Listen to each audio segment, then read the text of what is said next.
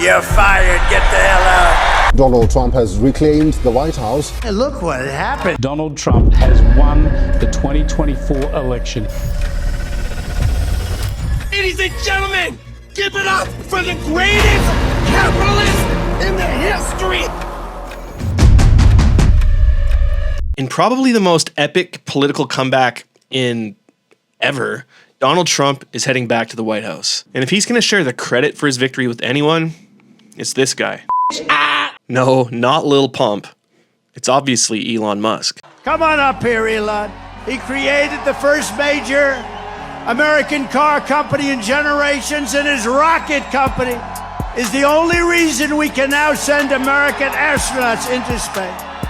Come here. Take over, Elon. Yes, take over. Let me tell you, we have a new star. A star is born, Elon.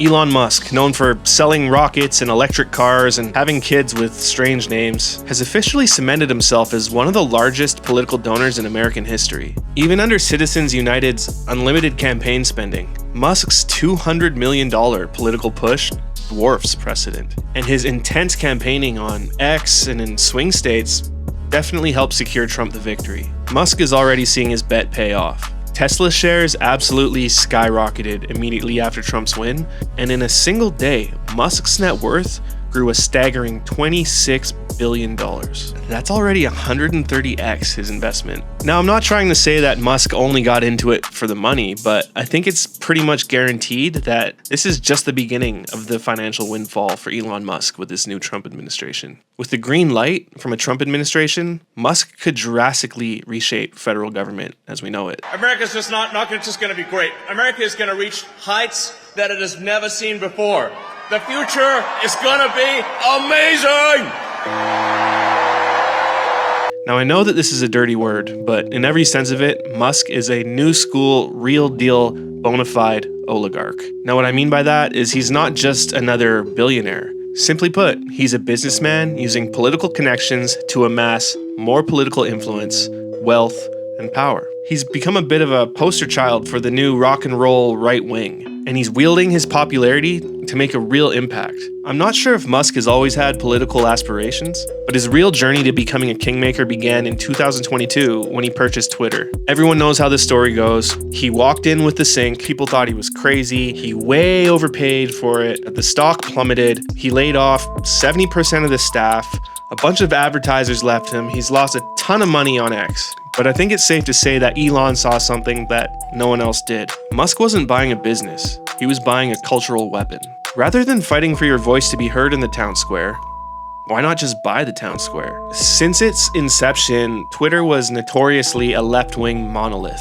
And as soon as Musk took it over, Musk made a point to reinstate all sorts of right-wing voices that were banned from Twitter, from Milo Yiannopoulos to, of course, President Trump. And upon return, Donald Trump took the opportunity to post what's now probably the most famous mugshot in the world. A move that elevated his infamy to unseen levels, forever cementing Trump as the anti-hero against the establishment. An official middle finger to anybody who's ever had an issue with authority or the government. The reality is Musk has given Trump a whole new level of legitimacy that he just didn't have in his first administration. In Elon Musk, we have one of the most brilliant minds, one of the most successful capitalists, and one of the most influential people on the planet, known for innovation, standing behind Trump and literally putting his money up to support this candidate. And this is obviously a mutually beneficial agreement. Trump gets money for his campaign and social capital, and Musk gets federal sway in the new administration. As co-chair of the Department of Government Efficiency alongside Vivek Ramaswamy, Musk will have unprecedented influence over government agencies. Tesla's automated taxis to humanoid robots to electric cars to SpaceX to Starlink to Neuralink all stand to benefit hugely from Musk's new influence and position. SpaceX, which is not just satellites and internet, it's a defense contractor, already has billions of dollars in federal contracts with a Biden administration, which he openly and very candidly does not care much for or get along with. Under Trump, I'd imagine that these contracts are going to explode exponentially. This isn't stock advice, but Just saying. Imagine Space Force decides to send probes to Mars, and those probes just happen to be built by SpaceX, funded by taxpayer dollars. You can see where this goes. Imagine the internet being treated like a utility, and satellite internet being by far the cheapest option. So imagine SpaceX becomes the official internet provider for the entire United States. It could happen. I'm pretty sure that it's unprecedented to have a CEO have a role in an administration while he's also managing multiple companies that are under government regulation. It sounds like it might be a conflict of interest. But hey, this is Trump 2.0. This is drain the swamp. This is a golden age for America, and typical rules don't apply. Federal workers and unions should be very worried. Musk and Ramaswamy have promised to cut $2 trillion from the deficit. This will likely have an effect on entitlements like Medicare and Social Security, although there hasn't really been a plan unveiled as to how they're going to cut this $2 trillion or from where. One thing that's really interesting about this that not too many people are talking about is that Musk is literally going to have the power to stop investigations into his own companies. Now, I'm not saying he's literally going to be able to tell agencies not to investigate him, but if a regulator is flying a little bit too close to the sun, oh, there goes the funding for your agency. Like, what better way to silence your enemies than to cut their paycheck? Now, don't get me wrong. I'm just as excited as anybody about this new administration. I really do hope that Trump ends the unnecessary wars and we enter a period of peace and financial prosperity for everybody. I really hope that that's the case. And if I lived in the United States, which I don't, I'm Canadian, I would have voted for this administration. Yeah, ooh, cancel me, whatever. But I have to say, this coming from somebody who is a fan of Trump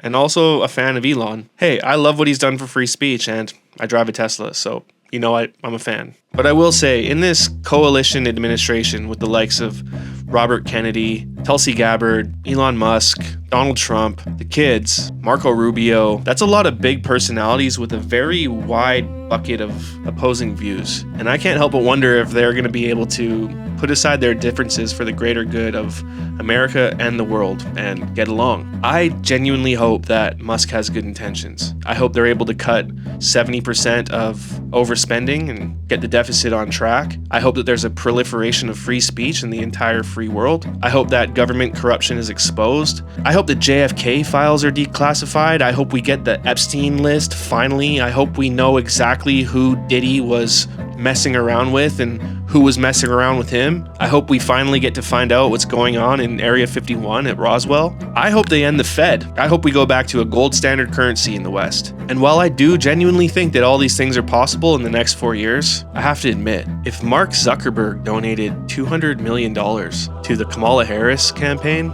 with the plans of scrapping 70% of government agencies and coalescing and gathering power for himself with the aim of drastically reshaping modern life as we know it, I'd be freaking out. I trust Elon. He bought the town square. He gave us back free speech. He's earned a long leash with us, I think.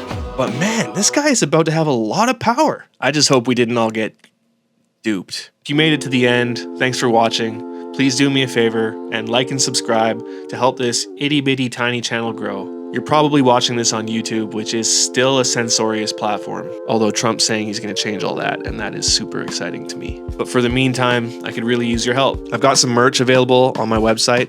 I'll link it in the About section of this video. And I post breaking news stories every day on X and on Instagram. There's so many uncertainties in the world right now, whether it be World War III or economic collapse or little gray men standing in front of the UN. But don't forget, the truth will set you free in these strange times. By the way, do you regret getting the jab?